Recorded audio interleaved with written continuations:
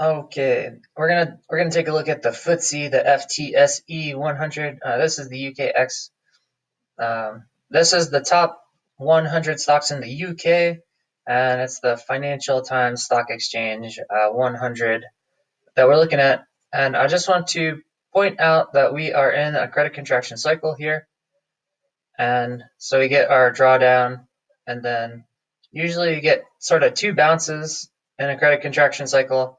Um, But this time we're getting, and I just want to show that the UK Stock Exchange and the S&P 500, the UK Top 100 and the S&P 500 are doing the same kind of the double rainbow. So we're going to take a look at the double rainbow here and see what's up.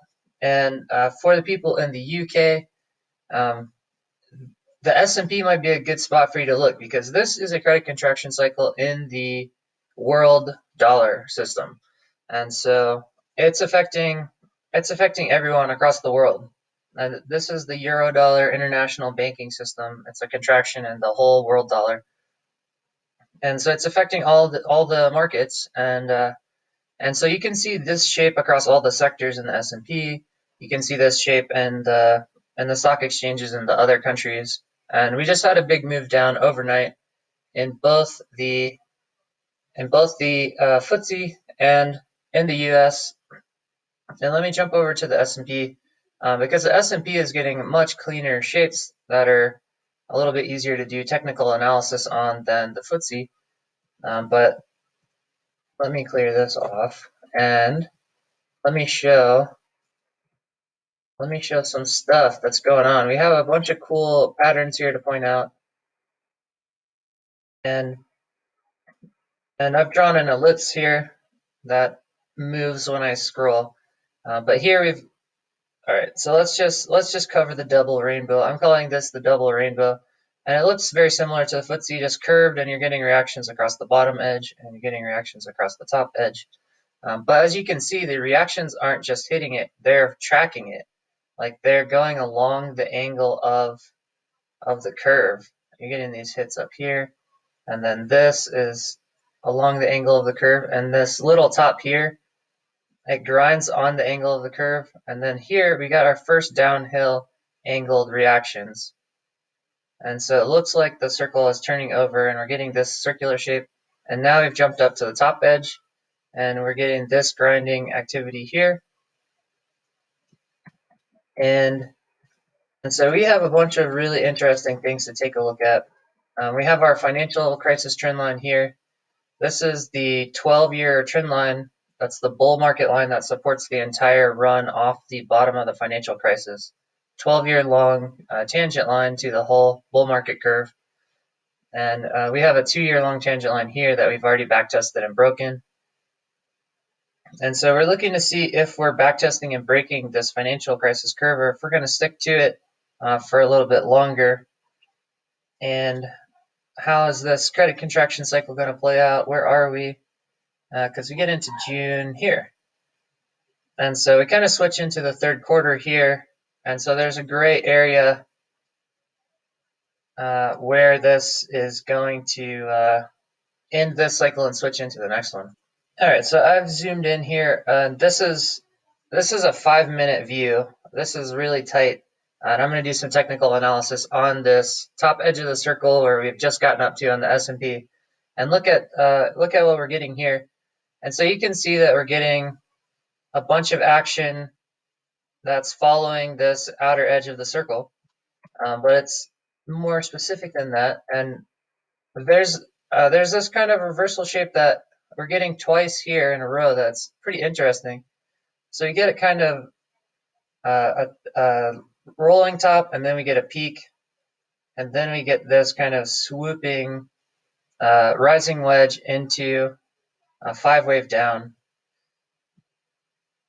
and then we get it again. So it's like a 1, 2, 3, 4, 5 up, and then we get a 1, 2, 3, 4, 5 up, and then we get this kind of a 3-wave down, and then parabolic peak here, and then 3-wave down here, parabolic peak here, and then we get this rising wedge here, boom, into a 5-wave down, And so we did that and came back up, and I guess possibly we could look for a third one of these right now, as we bounce off of this wave down, and we're right in the hot zone here. So this is this outer edge where we have been getting all kinds of activity, but we also have our 12-year bull market line here, and now we're getting crazy activity here. So coming into open today, we're in hot territory, and I guess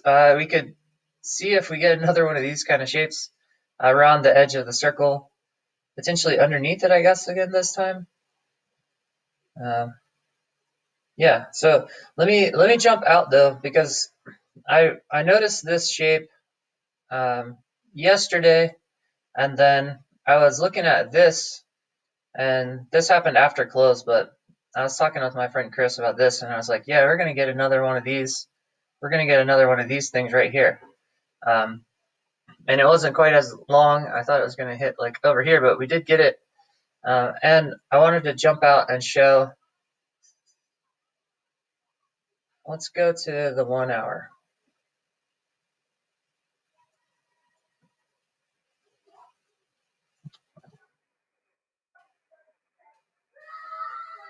Yeah, so we're getting the same thing here, where we get this flat, and we get the peak, and then we get the swoop. And it looks like we might be getting a very big version of that same type of, it's a bear flag reversal pattern. And I'll flip through the MACD. I mean, I guess you could call it like it's not really a head and shoulders. It's a bear flag. So um, let me flip through the MACD. We'll take a look at the cyclical kind of MACD look for today, and then I'll point out what the bear flag looks like on the MACD as well, because it really pops out on the MACD. It looks cool. And okay, so here on our daily MACD, we're up here in bull territory, and we made a big bullish move off of this bottom here. The blue line went onto the bull side, and so it's just kind of neutralizing in bull territory and deciding where it wants to go, I suppose. But if it stays up here, this is very bullish to be up here, and the bearish move would have to go down to the entire bear side of the chart here. So that's bearish on the month-to-month, or I'm sorry, this is a bullish spot for the month-to-month outlook, and in order to get bearish, this would have to flip over and get down here. And so the bears have some work to do on that regard. And on this one, the 4 hour, you can start seeing the bear flag really clearly on the 4 hour. And we got this run up here into the bear flag area. And so what you get on the MACD with the bear flag is it's kind of waving. So this sort of wave up, I guess, is like the flagpole on the chart. And this is sort of the flag waving in the wind for the analogy. But what you get on the MACD is a lot more clear. You get this sort of decreasing waving channel.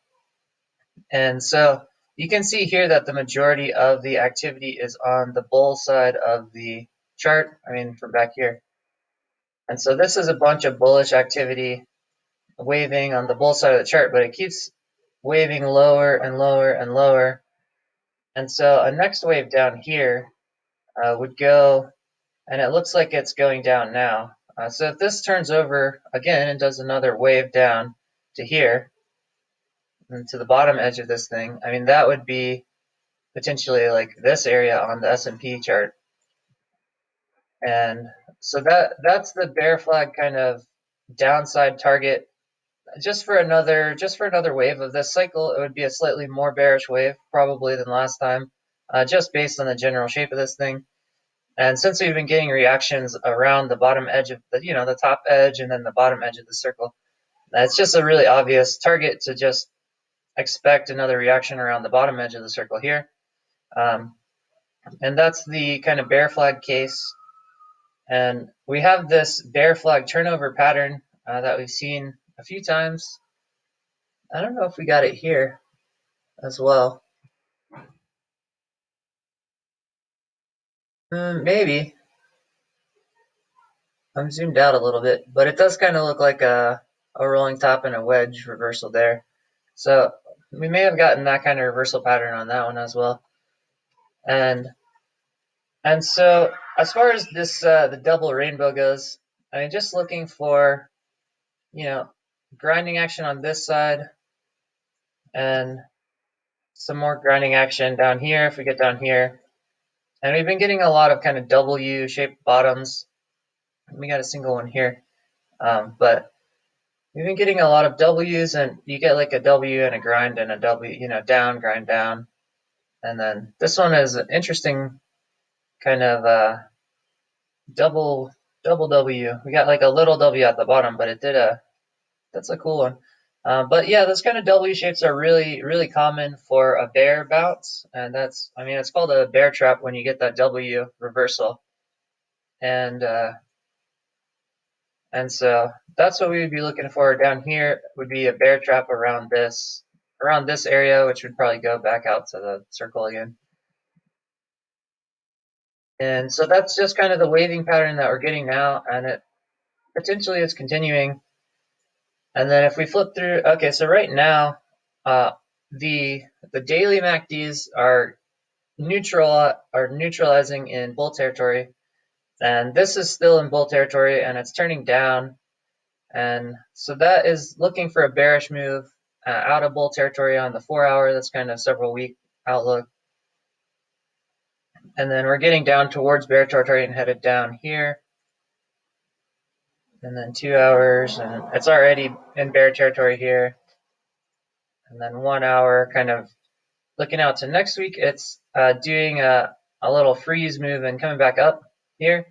And so we'll have to watch. This is a bullish move. The blue line's coming up. It hasn't quite crossed over yet and started pulling the red line up yet.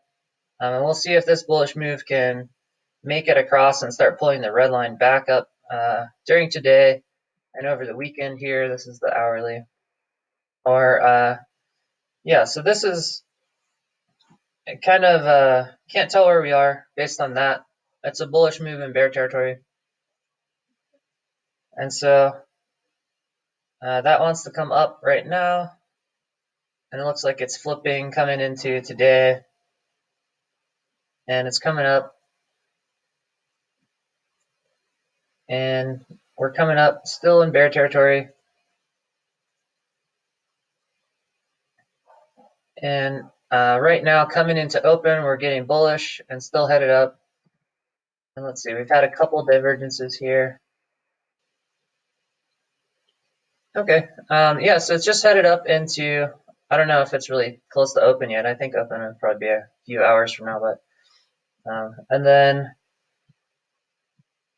on the, yeah, so that was a lot of bear side activity. I mean, obviously we got down, and yeah, and so we're bullish and headed up right now into open.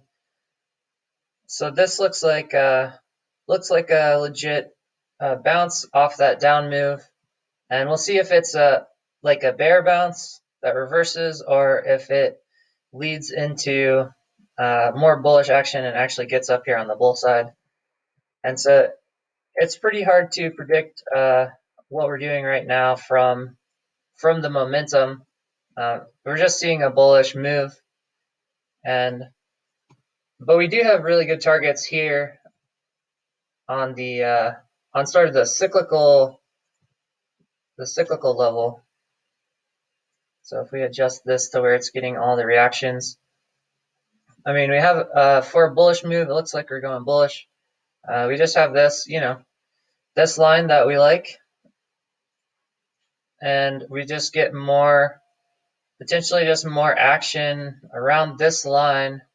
And this area is just really huge here because this is our 12-year, bull market line. So if we if we get down under here and backtest this thing, and that would probably go into the weekend, that could get very bearish. And I want to see if we get another one of these, the bear flag reversal patterns. We just got two, and that would make, it's headed up now, so we might be headed up for sort of a triple top looking thing for the bears. And then let me talk about the bulls, because the bulls have a very, very hot bullish target close by. And so this is the big fight, the bear bull fight. And let me get this thing tracked in a little bit. All right, so here is our, and I put a 130-day moving average here. A lot of people are putting like the 50-week moving average or the 200-day, which are very similar lines to this one. The 130 actually gets a little bit more reactions along the whole bull market. And the general idea with these long-term moving averages is if you're in a bear market, these moving averages will contain the bear market to the downside. And if you're in a bull market, these moving averages will contain the bull market to the upside. And so you just rarely get across these, and when you do, you get rejected pretty hard. And so basically, this thing's around 3,000. So if you put like a little buffer around this line, what the bulls really want to do is not just get up to the line, because that is primed for a big bearish reaction in a bear market. The bulls need to get above this thing and kind of back test it and get out of here. And like if the bulls can get up here, out of here, then that would point at all-time high bull market kind of stuff over the foreseeable future, and it would switch out of this entire thing as a bear market altogether, and that would be a switch into a bull market. And so right now we're still looking like we're in a bear market, and it looks like we're getting bear flags and bear tops. And so I'm expecting a bear market for more reasons than just that. I mean, we just got this reversal here. I'm calling it the everything bubble blow off top, and this is the 12-year bull market. And you can see that we didn't just get some bearish activity on top of the moving average. We broke it, and we back tested our Volmageddon line and broke deeper. And this is a really, really deep move into bear territory, way under the moving average. And now we're getting this rolling shape underneath the moving average. And just the general financial, worldwide financial information is just indicating.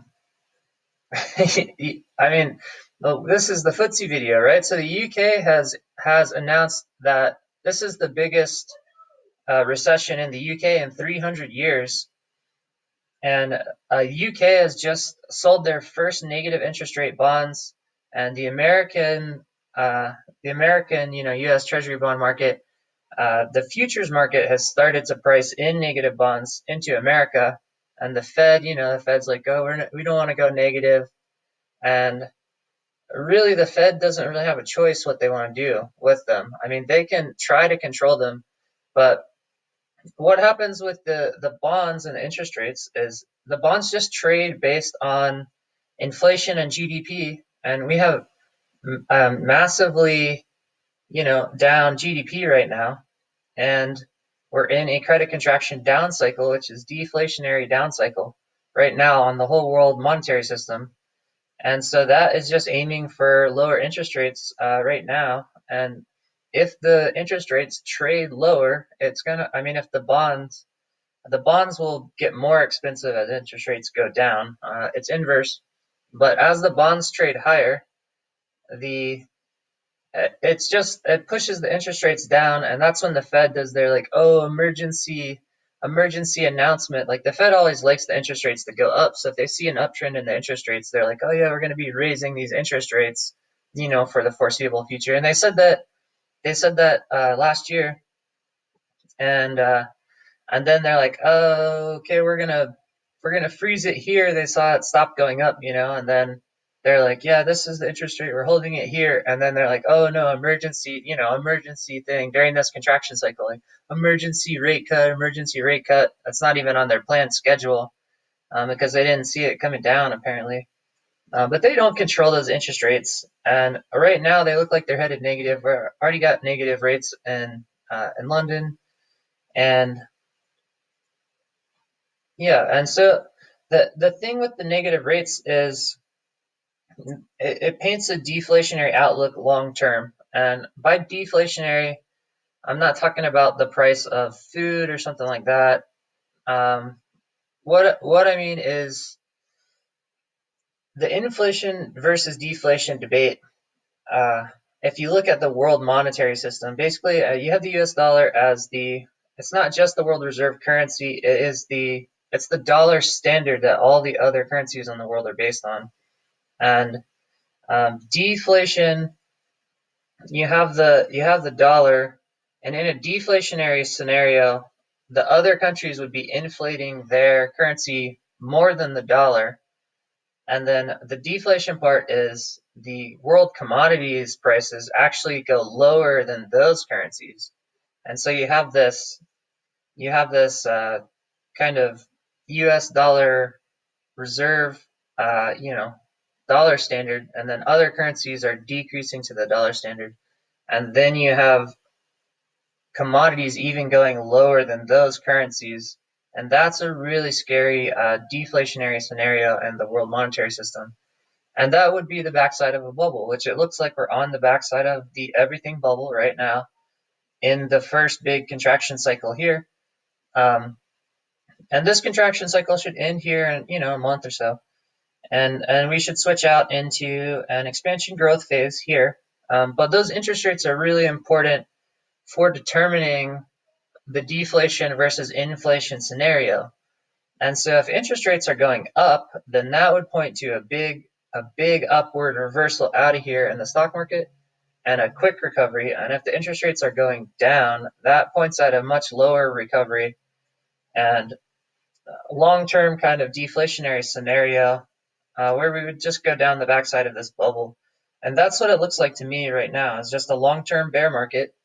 I don't know the length, but unwinding off these big bubbles like a sovereign debt bubble, like the Nikkei Japan bubble or the Great Depression, those kind of sovereign debt bubbles, when you wind down the backside, is is it's a deflationary downward movement for that currency, and this looks like a deflationary movement in the worldwide dollar system, and you can see that just plainly across all the news. I mean, the loans that are available for the that the banks are loaning are decreasing and decreasing and decreasing. I mean, that's contraction. And then the velocity of money is going down. People are holding their dollars, they're not spending. That's deflationary. And then when you pay back loans to those banks, that money is destroyed out of the system. So when the banks loan money, that's new money being created into the system. And then when people are hoarding the dollars and paying back their loans, that's destroying money out of the system. And so if the Fed is creating money, um, I don't know if they have the ability to create more money than is being destroyed. And they're creating, money into the financial system, right? And that doesn't equate to more loans being given out. It can stop it can make the banks functional again. And you can have liquidity, uh, be more functional, but kind of like this first contraction cycle is all about sort of the liquidity and the worldwide system and making the liquidity functional again. But then the outlook, a deflationary outlook over the next couple years or whatever, would be all about solvency. And so just because the banks are functional doesn't mean that everybody has the cash flow to pay their bills. Like all the businesses, the governments, the households across the whole world need US dollars to pay their US dollar loans, and they don't have cash flow coming in to pay the loans. And so that's where you start getting a solvency issue. And liquidity doesn't solve the solvency issue. And that's kind of how you get down the backside of a bubble, and it's a pretty reliable pattern. You go up a bubble, it pops, and you go down. And so, I mean, it is possible, I suppose, if they change the entire monetary system, and they're looking at helicopter money and all of that. Um, and helicopter money is directly skipping the banks and giving money to small businesses, giving money to individuals. And so that is going outside of the system that's contracting, and that is a big thing to look at. But that helicopter money is a tiny, tiny fraction of the total money that's being printed. Like if you look at the Fed balance sheet, and it's gone up to whatever it is, 7 trillion or something like that. Um, that money is all going for liquidity in the financial system, and the tiny fraction that's going to individuals just to keep their loans serviced, basically, um, it's not changing the entire structure of the system or anything like that. And that doesn't really even make sense as a system.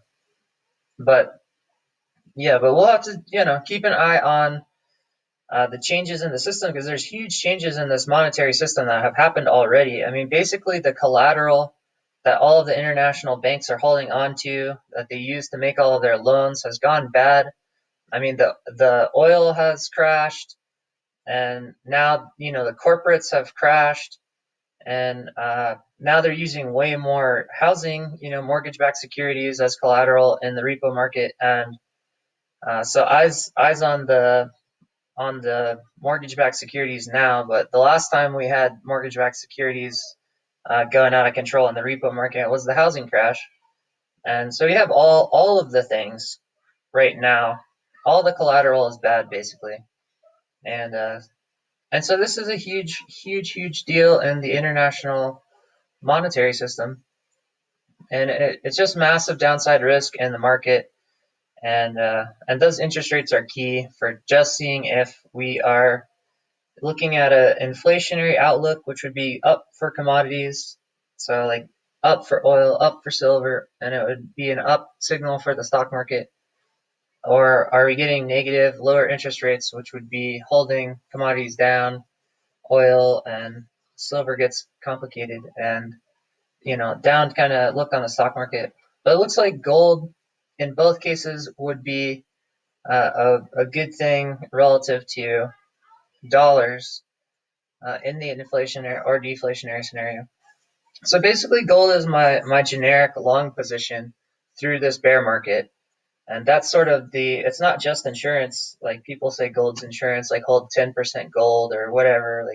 Like no, like gold, like on these moves, like if we come down here and just talking about trading, like for me, and this is not financial advice, none of this stuff is financial advice. It's just my model and trying to figure out what is actually happening here.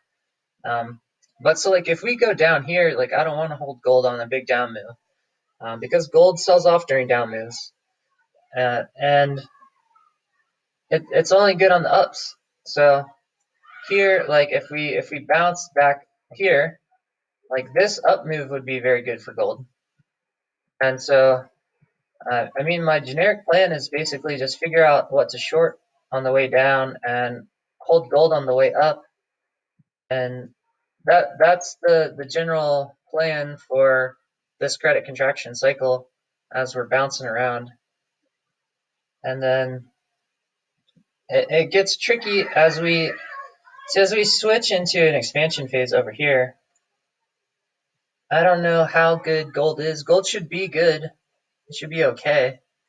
But if we get a more inflationary expansion, I think that would be way better for silver as just a monetary asset. And then, dollars are kind of flat. And then other currencies look really scary for the next couple of years. And that's kind of the trades. And so I can get into the monetary kind of trades, but that's how the monetary system relates to the U.S. stock market. And the stock market's a step removed from the monetary system, but the deflationary outlook or inflationary outlook has a huge impact on the shape of the stock market to expect. And then the inflation and deflation cycles that we get, the debt contraction cycles, directly affect these movements in the stock market. You get this contraction cycle, and then you get, the expansion cycle is a lot more boring. If we switch out into an expansion cycle, it's just kind of a boring up cycle, and we'll have to try to figure out what angle it looks like it would be going up and how much, risk there is in the timelines. But looks like a 3-month cycle after this, and hoping to get some kind of clear reversal pattern to know when to switch into the next cycle. And right now, we got this huge reversal pattern here, and everyone's saying like, let's go into bull territory, and it doesn't look like that is happening right now. And this is too soon, I think, for the cycle to actually reverse into an expansion. But in the bull case, like this could be the end of the credit contraction cycle, and and and then if you switch into the expansion cycle, like back here, that would be super bullish, and we have to get an inflationary outlook here. But right now, it looks like interest rates down, deflationary. It looks like we're getting bear flags and bear flags inside of bear flags here, and it looks like the momentum is switching down. And let's get back in here and just take another look before I close this video out. So if you want general financial financial education videos, I have go check out my playlists. I have financial education playlists, and then let's pop this thing up, and then whatever, like and subscribe, all that stuff. And where are we going now? So this looks like, we're just in here right now. We're just in this zone. And so for today, I don't know whether to expect a big move right now or not. I don't know. Everything is just moving up now, kind of against the bear move. It's just like it's a bullish bounce right now against the bear move. And so this area is going to be really a really big area to look with all these trend lines. These are major trend lines. This is the whole upper edge of the of the double rainbow that we've gotten across this whole bull run. And this is the 12-year financial crisis bull support line that supported the whole bull market from the financial crisis. So this is a really huge area. And if we get, activity in here, we really want to check the MACD and see if that is turning the MACD more bearish as we're doing this, because all of this grinding activity here that we got was turning the MACD way more bearish. The whole time that we've been reacting around the edge of the circle, the MACD has just been going down. And if it goes into bear territory, that could be a bigger down move there. And so if we get more activity like that over today, then if we get neutralizing activity that looks really bearish, then that would just look like a continuation pennant basically on this. And so we'll have to see the shape of this, see if we get some Elliott wave, kind of maybe like a flat or something, continuation pattern. And that's the look, I guess, for today. And then this is the UK video. So people in the UK, like, look at our S&P chart in America, because this is a way better indicator of the world financial system and the contractions. And these are the exact same contractions that are affecting your market and all the sectors in the S&P. And then the smaller, like, emerging markets are much more complicated, because that's based on currency rates and commodities and stuff like that. And all those emerging market countries that have commodity currencies or they have high debt those currencies are in trouble. And so those are a big thing to watch, and a big thing to look at for trades is the dollar against those. And I know everyone thinks the dollar is going to inflate and go to like hyperinflation or something right now, but that's not that's not what's happening during this credit contraction cycle. Money's being destroyed out of the system. Velocity of money is going down. There's less and less loans available. People paying loans, which is destroying money out of the system. This is deflationary right now. And when we switch into an expansion cycle, we really want to see what the interest rates look like during the expansion cycle to get an idea of, up interest rates is up for the stock market, down interest rates is a down pressure on the stock market. So that's the stuff, and not investment advice, and happy trading. Oh yeah, and my rhino. So I'm in South Africa, and I have an awesome rhino here. So I came down here on safari, and they did the government lockdown here, like right at the end of my safari trip, and closed all the airports, closed all the borders. So I live in South Africa for the time being, and